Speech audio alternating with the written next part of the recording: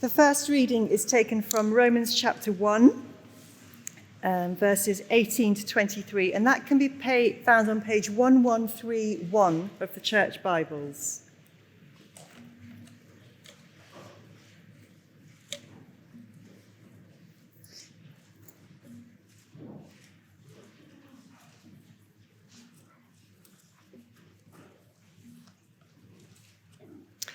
For the wrath of God is revealed from heaven against all ungodliness and unrighteousness of men, who by their unrighteousness suppress the truth. For what can be known about God is plain to them, because God has shown it to them. For his invisible attributes, namely his eternal power and divine nature, have been clearly perceived ever since the creation of the world, in the things that have been made. So they are without excuse. For although they knew God, they did not honor him as God or give thanks to him, but they became futile in their thinking, and their foolish hearts were darkened. Claiming to be wise, they became fools and exchanged the glory of the immortal God for images resembling mortal man and birds and animals and reptiles. The second reading is Genesis chapter 6, verses 1 to 8, and that can be found on page 5 of the Church Bibles.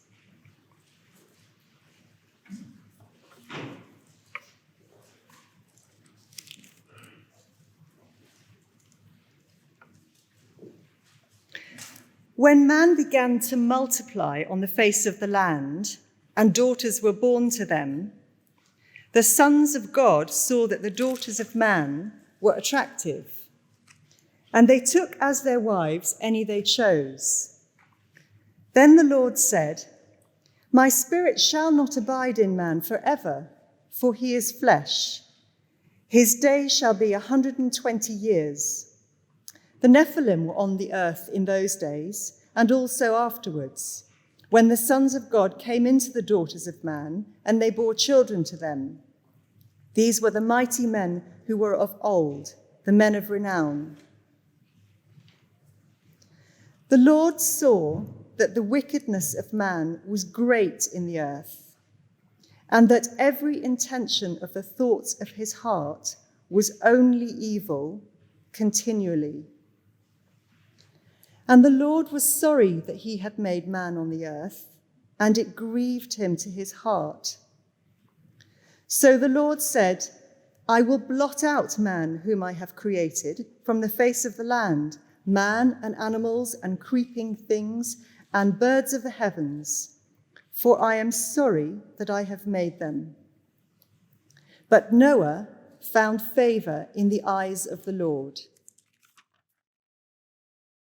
Our subject this morning is something we all love to talk about, ourselves. Genesis 5, chapter 1, begins a new section of the opening book of the Bible. This is module 2 in Key Stage 1 of God's Seminary. The opening verse of module 2, chapter 5, verse 1, has it, "This is the book of the generations of Adam." Adam simply means man. This is humanity. Here we are.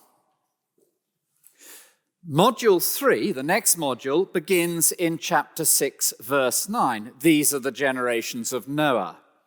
Noah simply means relief or rest.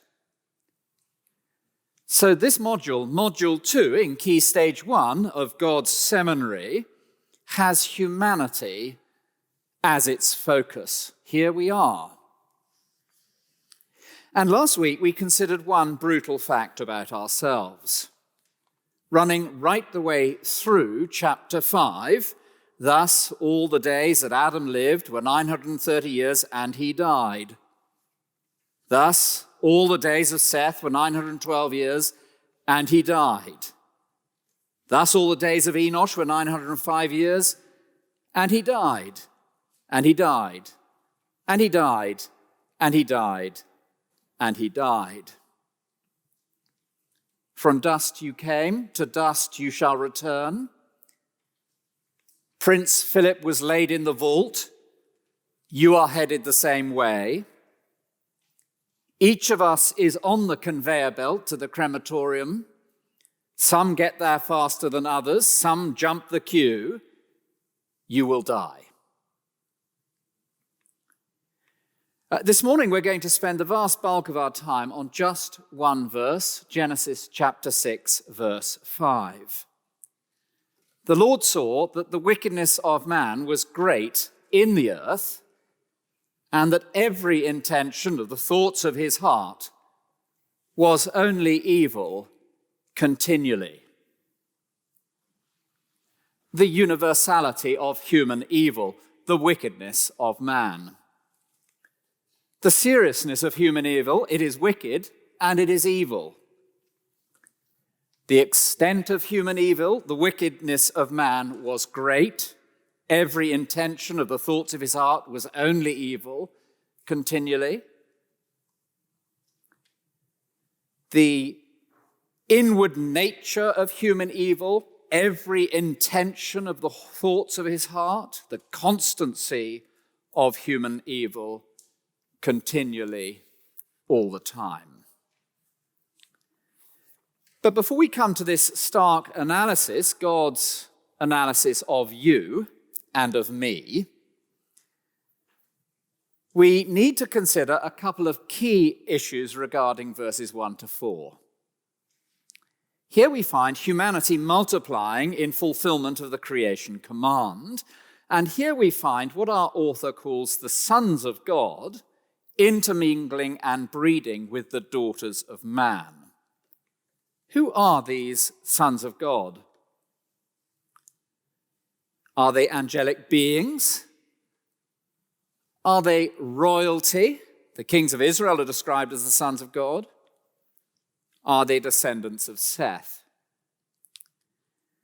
Well, we cannot be sure, and my own preference is to see them as some kind of divine spiritual being.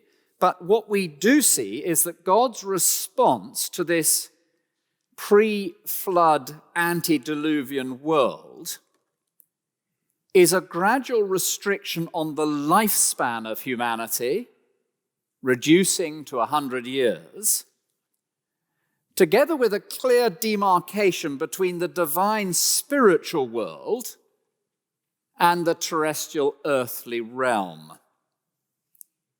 It seems that before the flood, people lived longer, and that's about to change. And it seems that before the flood, the spiritual and the terrestrial world were much more mixed, and that is coming to an end. One commentator, Gordon Wenham, who I think is outstanding on the book of Genesis, has this to say: if the modern reader finds the angelic description incredible in verses 1 to 4, this reflects a materialism that tends to doubt the existence of spirits, good or evil. If you don't believe in the existence of a spiritual world, then you're far more naive than I had imagined. So chapter 6, verse 5, God's analysis of humanity. The Lord saw that the wickedness of man was great in the earth, and that every intention of the thoughts of his heart was only evil continually. You can see from verse 5 that God saw. This does not mean that he suddenly spotted something he hadn't appreciated before. Well, I hadn't noticed that. There's a thing. No. This is the result of God's studied reflection of you and me, of his considered investigation of the evidence, of his careful examination. I shall reread the verse in just a moment. Before I do that, listen to these two comments on it. First, few texts in the Old Testament are so explicit and all-embracing in specifying the extent of human sinfulness and depravity. That sin has its root in man's thought world is a commonplace in biblical ethics. Secondly, A more emphatic statement of the wickedness of the human heart is hardly conceivable. Allow me to read the verse again. The Lord saw that the wickedness of man was great in the earth, and that every intention of the thoughts of his heart was only evil continually. Notice that evil and wickedness are mentioned twice. It's the same word on both occasions. Notice that the word intention is the word for fashioning something. It comes from the potter's wheel. This is the deliberate invention of humanity. We create ways of being evil. You do, and so do I. Notice the word every and the word continually. Notice it's the heart. The heart is the seat of human personality, where our thoughts and where our will originate. This could not be more serious. What we're talking about here is evil and wickedness. The Lord saw that the wickedness of man was great in the earth, and that every intention of the thoughts of his heart was only evil continually. This could not be more widespread. What we're talking about here is universal. The Lord saw that the wickedness of man was great in the earth, and that every intention of the thoughts of his heart was only evil continually. And this could not be more absolute. What we're talking about here is every intention of the thoughts of the heart only evil continually. The Lord saw that the wickedness of man was great in the earth, and that every intention of the thoughts of his heart was only evil continually. Notice this could not be more enduring. It's constant. The Lord saw that the wickedness of man was great in the earth, and that every intention of the thoughts of his heart was only evil continually. Nor could it be more personal.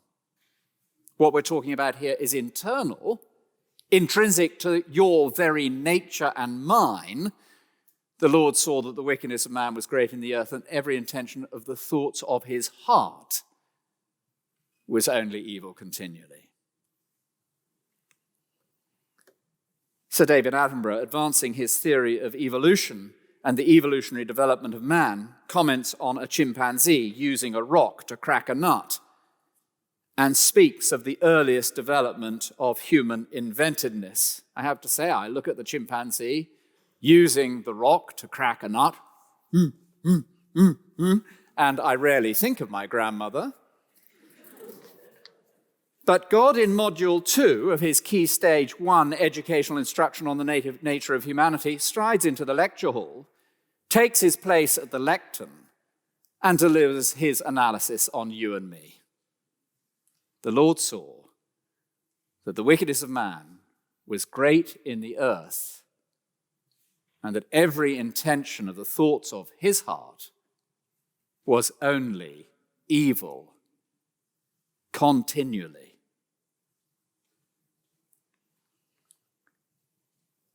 Module 2. You will die.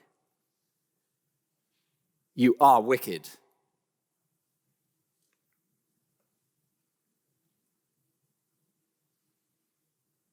We love to write epitaphs, don't we, on people's tombs, those who've gone before us. Here is God's epitaph. She was evil. She died. We love to put up blue plaques to note the dwelling places of great ones. Here is God's blue plaque. He was evil. He died. And we love to prepare obituaries and to have them posted in the broadsheets. Here is God's obituary on you. You are evil. You will die. Do you consider yourself human? Have you left a small child in the creche or the Sunday school? Are you sitting next to someone with whom you share a house or a breakfast table or a bed with? The Lord saw that the wickedness of man was great in the earth, and that every intention of the thoughts of his heart was only evil continually.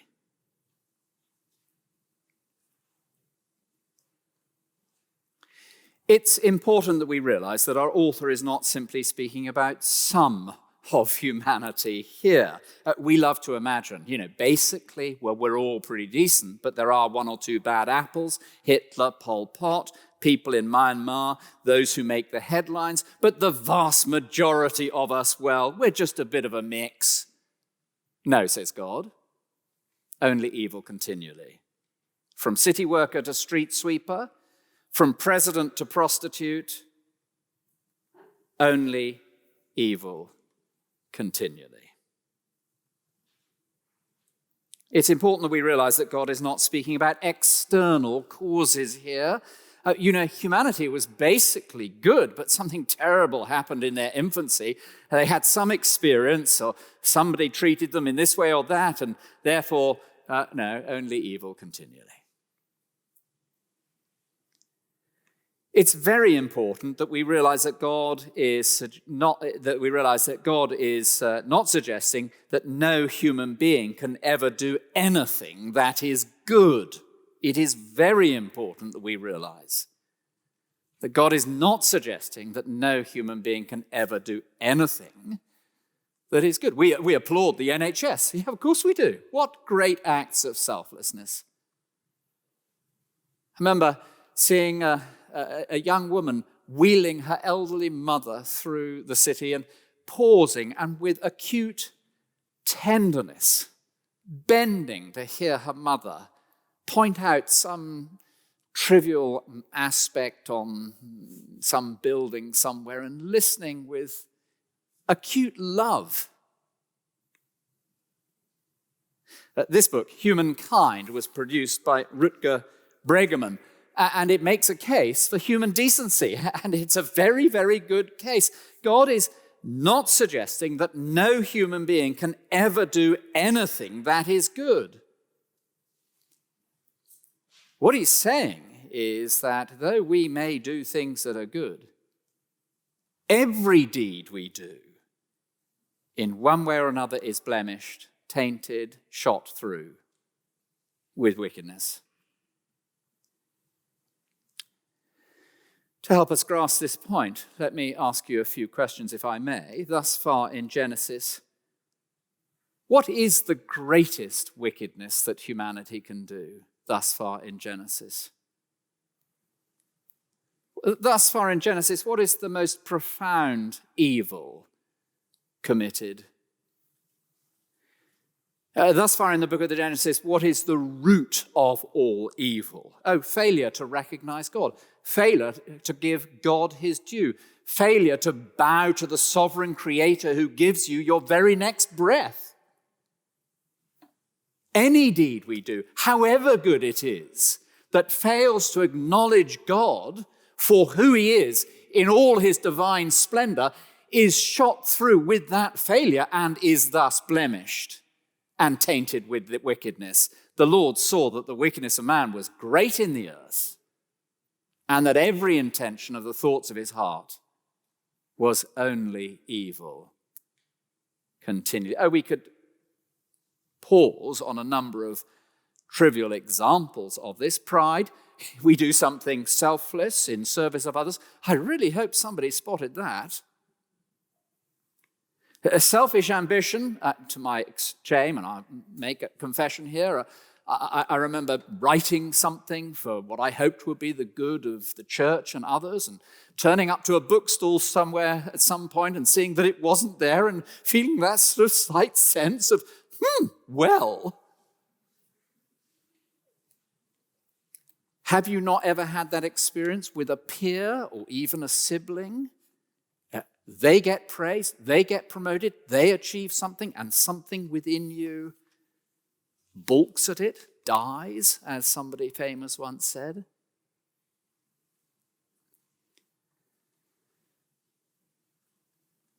Does this not explain yourself to you? It certainly explains me to me. So much of our culture is devoted to me presenting the best me, my profile, my achievements, my own little PR agency. Every single one of us have got one of those. the image of me that I want others to see, but don't you find yourself in the quiet of your own thoughts, if you ever reflect on anything about yourself, realizing that your PR agency is basically spouting out fake news?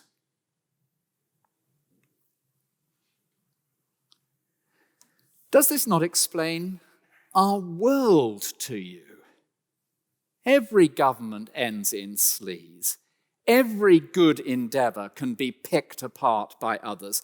Every age has its multiple blemishes, whether it's Minneapolis or George Floyd or David Cameron and senior civil servants, or the Duke of Cambridge and the Duke of Sussex. In every age, at every stage, every family, every individual. Does this not explain our world to you? The Lord saw that the wickedness of man was great in the earth, and that every intention of the thought of his heart was only evil continually. And does this not explain human culture? We need to listen very carefully to this point as a church. Does this not explain all and every culture?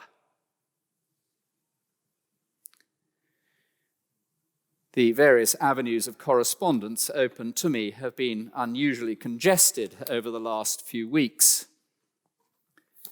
The most valuable piece of correspondence I have received came from a former associate here at St. Helens, who had this very pertinent point to make. There seems to be a naivety about sin and a silly obsession with culture, as if culture is the problem.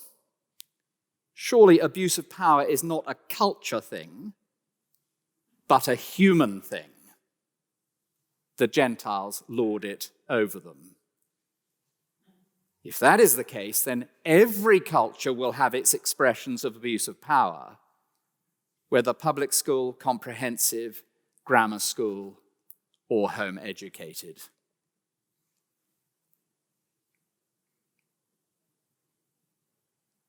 And does this not challenge, this verse, the way we tend to think about our most innate personal desires? You know, we tend to think of our inner urges, our desires, what we want, as simply an expression of who we are and thus morally neutral. Genesis 6 would profoundly disagree with that. This is internal, intrinsic. I manufacture ways of evil within my very self. The Lord saw that the wickedness of man was great in the earth, and that every intention of the thoughts of his heart was only evil continually. Just because I desire a thing does not mean that my desire is morally neutral.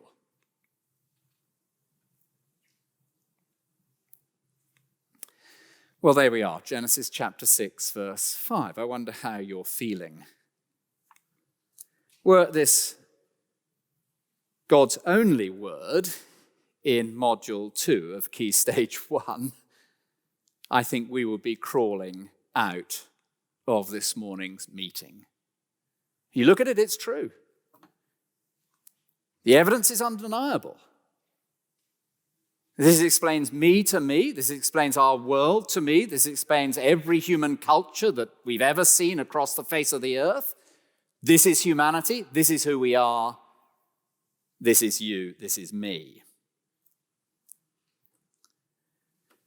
But verses 6 through 8 provide God's response to God's analysis, and that is our second point. God's analysis, God's response.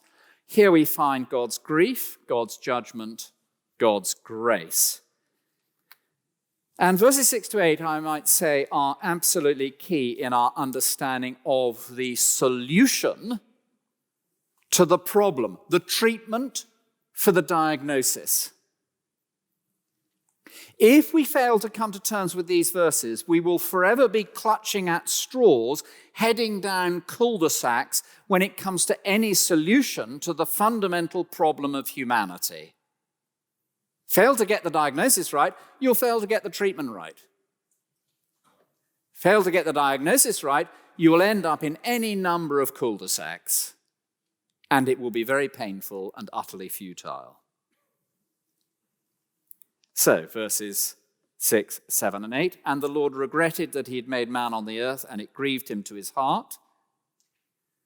So the Lord said, I will blot out man, whom I've created from the face of the land, man and animal and creeping things and birds of the heaven, for I am sorry that I've made them. But Noah found favor in the eyes of the Lord. Well, some writers get very distracted by some of the theological issues raised here. God regretted that he'd made man on the earth. Does this mean that God made a mistake? I thought God saw that all he'd made, and behold, it was very good, Genesis chapter 1. So what's gone wrong? If God is sovereign and knows the beginning from the end, and if he really is the Alpha and the Omega, surely it's his fault, not ours. Well, hang on, not so fast. We see in these verses that God, in his sovereignty, provides a solution. This solution is posited before the flood. God knows here not only that there's an issue with humanity, not only what the issue is, but also how it's to be sorted. Might it not be that in his sovereignty he did actually create humanity knowing full well all that would take place? And that in his sovereignty he created humanity knowing full well all that would take place, and knowing full well how he would provide the only solution available. Might it be that God both holds us responsible and himself sovereign? Could it be that God sees you and me to be something more than unaccountable chimps, as David Attenborough might have it? And might it not be that God feels genuine emotion at our wickedness? Wouldn't it be pretty strange if he didn't? And the Lord regretted that he made man on the earth, and it grieved him. God's grief. Verse 6, he sees our sin. Our sin pains God. Your sin pains God. My wickedness pains God. God is grieved at our sin. Verse 7, God's judgment. So the Lord said, I will blot man out, whom I've created from the face of the land, man and animal, creeping things and birds of the heaven, for I'm sorry that I've made them. What a relief. The verse speaks of systematic decreation of everything that Genesis 1 saw created. Our human wickedness has real implications. God sees, God knows. It's appointed for every man to die once, and after that comes judgment. God will by no means acquit the guilty. An hour is coming where all who are in the grave will hear the voice of Jesus and come out, and those who've done good will rise to life, and those who have done evil to the resurrection of judgment. What a relief. Justice, ultimately, judgment. God sees, he knows, he cares. He is just. Judgment. And finally, grace. But Noah found grace. Or perhaps more accurately, but grace found Noah. Our time is basically up. As we close, I wanted to see something that is plain to see from this simple reading of verses 6, 7, and 8, but is also hidden deliberately in verse 6 for the careful reader to see. God is positing really only two options here in response to the guilty wickedness of man: judgment or grace. We'll be looking at judgment and grace much, much more in detail over the next 2 or 3 weeks. Suffice it to say that Noah means relief or rest. And therefore, as we saw last week, God's answer to sin and death is what is to be modeled in Noah and what finds its fulfillment in Jesus. So the wicked sinfulness of man will end either in judgment or in grace. Take your pick. Which you're going to have. But verse 6, and I put it there on your sheet, in 3 different ways, references chapter 5, verse 29, and I think that is absolutely deliberate. Chapter 5, verse 9 speaks of relief coming through Noah, and verse 6 of chapter 6 references that verse in reverse in order to say there really are only 2 options, either judgment or grace. Which are you going to have? And we'll see them unpacked as we come to the flood. In other words, given that there are really only 2 options, all other remedies are sticking plasters. This then channels us, this hedges us in, this prevents us taking blind alleys, this leads us in one of only 2 directions. God sees that the wickedness of man was great in the earth and that every intention of the thoughts of his heart is only evil continually. Now there are only 2 options, and every other suggested solution is a mere blind alley. You take it and you will end up in a cul-de-sac. It's a complete waste of time ultimately. It may do some temporary good, but ultimately it's sticking plasters on an arterial bleed. It's not going to work. Either judgment or grace. Either we brace ourselves for judgment, which will come to us, or we plead for grace. Everything else will fail. I feel I owe my grandmother something of apology after the earlier reference. She was an extraordinary woman. She used to do the Times cryptic crossword, the really big one, every Saturday morning, complete and finish it. And she used to go regularly, year by year, to the Savoy as one of the last 100 finalists in the Times cryptic cross. She was an extraordinary woman. One always felt, entirely ignorant talking to her. She was also a children's author. She wrote under the name Elizabeth Noel. Some of you oldies might even have read one of her children's books. She was sort of Anglo-Catholic Christian, but profoundly Christian. One of her books, The Scarlet Runner. All of her children's books had a kind of Christian theme. The Scarlet Runner was a runner, very fine teenage runner with great hopes ahead of him. And he used to be timed by his father doing his stopwatch as he ran round the track. But the Scarlet Runner decided one evening that he'd go out for a run. He didn't have the stopwatch, so he thought he'd borrow his father's stopwatch. He didn't tell his father. He just snuck in and took it away. And he left it out overnight. And when he came back the next day, the watch wasn't working. What am I going to do? And so the Scarlet Runner thought, well, I'll open it up and I'll get inside it. And he started tinkering around with a screwdriver and this, that, and the other. And it got worse and worse. And bits began to come out and were scattered all over the place. And every option he took, you must have been in situations like this. All of us have been in life situations like this. Everything you do, it gets worse and worse and worse and worse and worse. And eventually the Scarlet Runner, it's a beautiful little metaphor, really, for the Christian life. Eventually the Scarlet Runner, shamefaced, back to his dad, with the watch in pieces. Please help. His dad, of course, as all fathers would, met him with grace. I'll put it back together. Yes, I know you did the wrong thing. You're sorry. I can see that.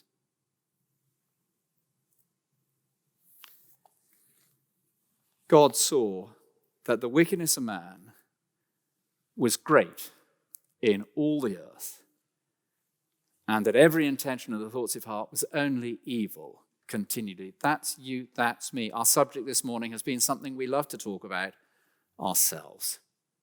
Perhaps tomorrow morning, when you look at yourself in the mirror to do your makeup or to shave or to do both, or perhaps you could take a selfie of yourself and place over it Genesis chapter 6, verse 5. This is who you are. And if you just have a moment's self-reflection, you know that to be true. And really, there are two options before you: judgment or mercy. Which will you choose?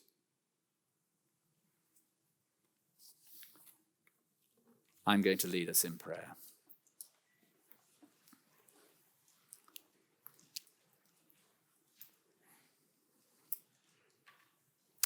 Jesus said, "Come to me, all who labor and are heavy laden, and I will give you rest."